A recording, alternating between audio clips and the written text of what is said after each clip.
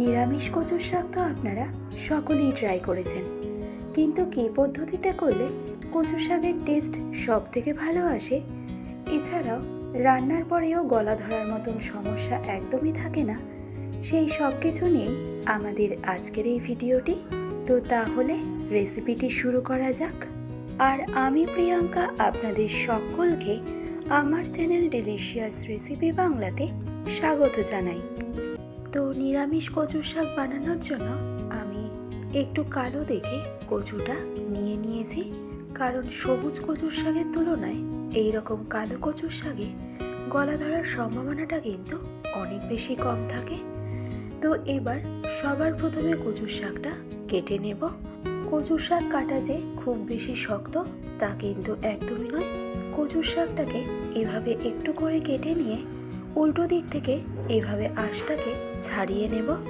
তাতে দেখবেন সম্পূর্ণ কচুর শাকের থেকেই কিন্তু আঁশটা খুব সহজেই বের করে নেওয়া যাবে, কারণ কচুর শাকের গায়ে আঁশ থাকলে কিন্তু একেবারেই চলবে না। আঁশ ছাড়িয়ে নেওয়ার পর কচুর শাকটা আমাদের ঠিক এরকম লম্বা টুকরো করে কেটে নিতে হবে। এতে দেখবেন কচুর শাকটা রান্না হতেও কিন্তু খুব একটা বেশি সময় লাগবে না।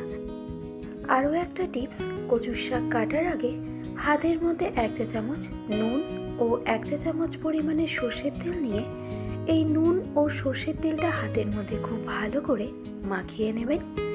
এতে দেখবেন কচুর শাক কাটার সময় হাত চুলকোবে না। এছাড়াও কচুর শাক কাটার পরে হাতের মধ্যে যে লাল রং চলে আসে সেটাও পরিষ্কার করতে কিন্তু কোনো রকম সমস্যা হবে না। আর এই একইভাবে দেখুন সম্পূর্ণ কচুর শাকের থেকেই স্কিনটাকে ছাড়িয়ে নিয়ে ছোট ছোট টুকরোতে কেটে নিয়েছি। তো এবারেই কচুর শাকটা খুব ভালো করে জলে ধুয়ে পরিষ্কার করে নেব। আর ফাইনালি কচুর শাকটা খুব ভালো করে ধুয়ে পরিষ্কার করে নেওয়ার পর সম্পূর্ণ কচুর শাকটা একটা কড়াইতে আমি নিয়ে নিয়েছি। এবার গ্যাসটাকে অন করে এই কড়াইতেই আমি দিয়ে দেব 750 মিলির মতন জল। খুব বেশি জল ব্যবহার করব না। একই সাথে অ্যাড করে নেব ওভারনাইট ভিজিয়ে রাখা কাঁচা ছোলা। এবার এই পর্যায়ে গ্যাসের ফ্লেমটাকে একদম হাইতে রেখে সমস্ত কিছু জাস্ট হালকা হাতে একটু ভালো করে নেড়ে চেড়ে নিয়ে ঢাকনা চাপা দিয়ে এবার কচুর শাকটাকে আমি ভাপিয়ে নেব মিনিমাম 10 মিনিটের মতন।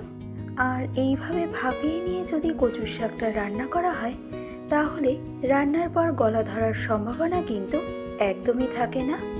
তো 10 মিনিট পর ঢাকনা খুলে এই পর্যায়ে দেখুন কচুর শাকটা কিন্তু আমাদের এই স্টেজে 60% মতন বয়েল হয়ে গেছে। তো এবার এই কচুর শাকটা খুব ভালো করে একটু উল্টে পাল্টে নেব, যাতে সম্পূর্ণ কচুর শাকটা ইভেনলি বয়েল হতে পারে। গ্যাসের ফ্লেমটাকে কিন্তু আমি এই সময় একদম হাইতেই রেখেছি। তো কচুর শাকটা খুব ভালো করে একবার নেড়ে চেড়ে নেওয়ার পর আবারও ঢাকনা চাপা দিয়ে কচুর শাকটাকে আমি বয়েল করে নেব মিনিমাম 5 মিনিট।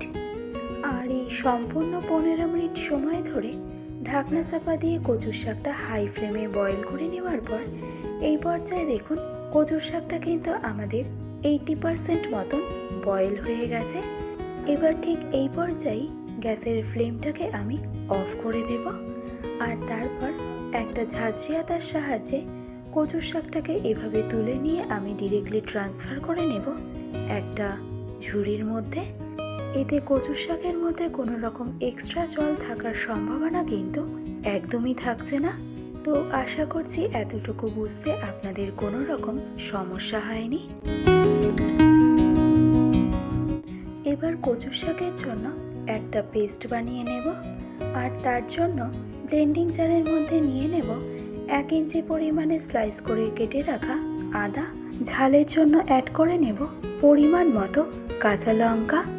নেক্সট অ্যাড করব 1 চা চামচ গোটা জিরে, সাথে দিয়ে দেব 1 চা চামচ গোটা ধনে, দিচ্ছি স্বাদ অনুসারে রেগুলার নুন। একই সাথে রঙের জন্য অ্যাড করলাম 1 চা চামচ হলুদ গুঁড়ো ও 1 চা চামচ পরিমাণে কাশ্মীরি রেড চিলি পাউডার।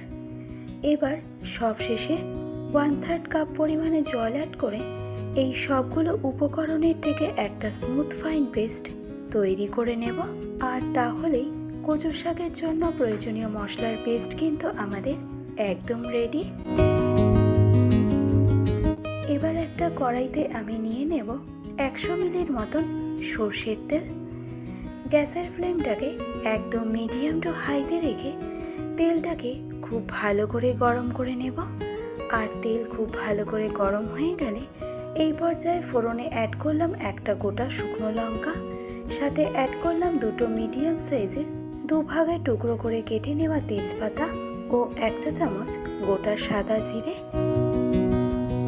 এবার 10 থেকে 15 সেকেন্ড সময় ধরে মশলাটা খুব ভালো করে কুক করে নেওয়ার পর মশলার থেকে ফ্লেভারটা ছেড়ে দিলেই এই পর্যায়ে আমি অ্যাড করে নেব 1 কাপ পরিমাণে গ্রেট করা নারকেল।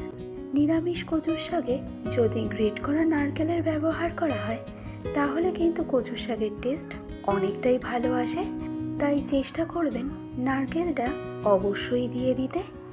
তো এবার মিডিয়াম ফ্লেমে নারকেলটা ফ্রাই করে নেব যতক্ষণ না নারকেলের মধ্যে একটা হালকা লালচে কালার চলে আসছে। মোটামুটি মিডিয়াম ফ্লেমে 3 থেকে 4 মিনিট সময় ধরে নারকেলটা ফ্রাই করে নেওয়ার পর নারকেলের মধ্যে লালচে কালারটা চলে এলেই এই পর্যায়ে এসে আমি অ্যাড করে নেব আগে থেকে তৈরি করে রাখা মশলার পেস্টটাকে। এবার মিডিয়াম টু হাই ফ্লেমে মশলার পেস্টটাকে খুব ভালো করে কুক করে নেব, যাতে মশলার মধ্যে থেকে এর কাঁচা গন্ধটা সম্পূর্ণভাবে চলে যায়। কারণ মশলা কষানোর উপরেও কিন্তু রান্নার টেস্ট অনেকটাই নির্ভর করে থাকে। আর তাই চেষ্টা করবেন একটু সময় নিয়ে মশলাটা খুব ভালো করে কুক করে নিতে।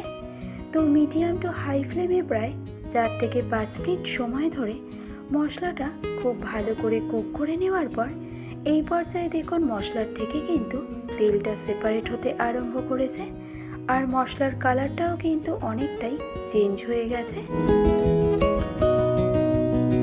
এবার তাই এই পর্যায়ে এসে আগে থেকে সেদ্ধ করে জল ঝরিয়ে রাখা কচুর শাকটা দিয়ে দিলাম।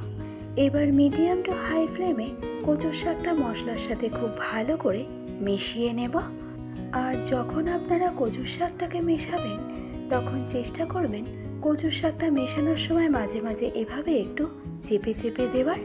এতে দেখবেন কচুর শাকের টেক্সচারটাও কিন্তু খুবই ভালো আসবে।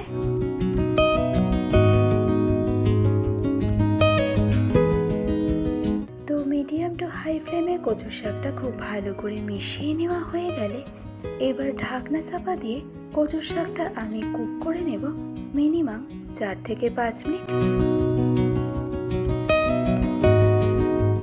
এবার সম্পূর্ণ 5 মিনিট পর ঢাকনা খুলে এই পর্যায়ে দেখুন কচুর শাকের মধ্যে থেকে কিন্তু তেলটা ছেড়ে দিয়েছে। এবার মিডিয়াম ফ্লেমে কচুর শাকটাকে আবারও একবার খুব ভালো করে নেড়ে চেড়ে নেব, যাতে কচুর শাকটা কড়াইয়ের নিচে লেগে না যায়। সম্পূর্ণ রান্নাটাই কিন্তু আমরা মিডিয়াম টু হাই ফ্লেমে করে নেব। তো মিডিয়াম টু হাই ফ্লেমে কচুর শাকটা খুব ভালো করে নেড়ে চেড়ে নেওয়ার পর আবারও ঢাকনা চাপা দিয়ে কচুর শাকটা কুক করে নেব 4 থেকে 5 মিনিট। আর এইভাবে সেম প্রসেস রিপিট করে মিডিয়াম টু হাই ফ্লেমে অন্তত পক্ষে 15 থেকে 20 মিনিট সময় ধরে কচুর শাকটাকে কুক করে নেওয়ার পর এই পর্যায়ে দেখুন কচুর শাকটা কিন্তু আমাদের প্রায় তৈরি হয়ে এসেছে।